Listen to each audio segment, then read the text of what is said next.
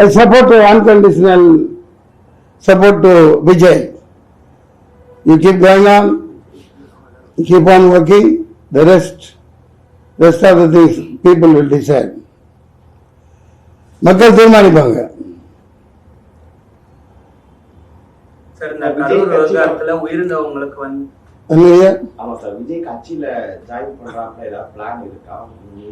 என்ன மடத்தனமா பேசிட்டு இருக்கிறீங்க? நான் விடப்பட்ட தம்பி, நான் தான் இப்ப பேசிட்டு இருக்கேன்ல, என்ன கேக்குறீங்க? என்ன பண்றது?